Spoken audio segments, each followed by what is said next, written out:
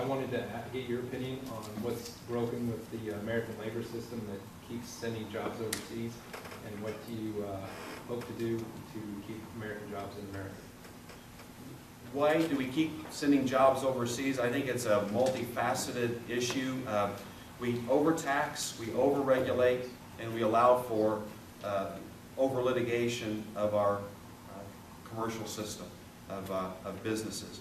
And businesses just go to where they have a smaller tax burden, regulatory burden, and they're not likely to get litigated out of existence. So that, I think, that's where the government, the federal government, has done us wrong in those areas.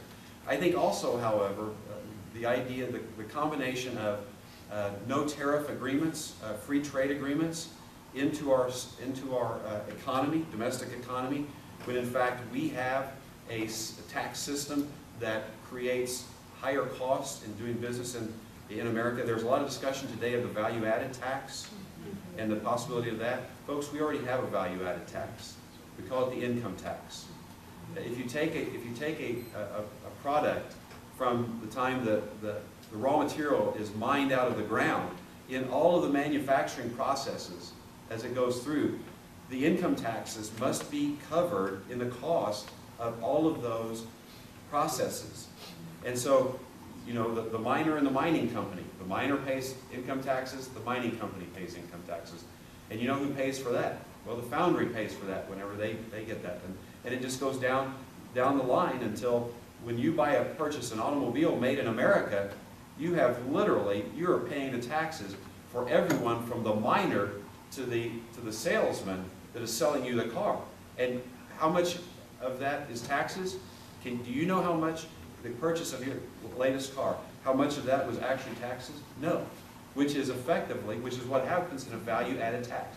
So we have a value-added tax in America. It's called the income tax. So, but goods coming into our country do not have such a tax. They have a different, depending on where they come from, and when we export to their markets, with emphasis added, when we export to their markets, we still have that value-added tax. But they don't necessarily have the same tax regime in their countries. Now, if it's Europe, it's possible, very possible that that's the case. But between the regulatory tax burden, the way we tax, our allowing foreign products into our markets, when, for example, the Chinese can float their currency and make our products exported to them more expensive in relation to their domestic products. There are all of these problems that combine as a result of what the federal government has done over the last several years to make us less competitive. What do? We go to a national retail sales tax after first repealing the 16th Amendment. We examine our regulatory burden, and we reduce regulations on businesses, the requirements they have to manufacture. Secondly, we have tort reform, not just in medical malpractice, but nationwide, and that's in fact what we did in the late 1990s, is we have overall tort reform that stops people from case shopping, from shopping all across the country to a favorable venue for litigation, for class action lawsuits.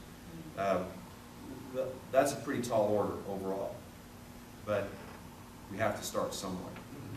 And in 2011, I'd like to start in the United States Senate. Lower taxes, less regulation, tort reform, general tort reform, re-examining how we tax.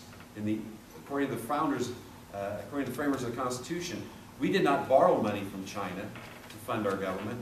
We taxed China, for example, when they brought goods in here. That's how we do it. We get other countries to pay for our government. We don't require our citizens to do it. That was the genius of Hamilton and Madison and those people at that time.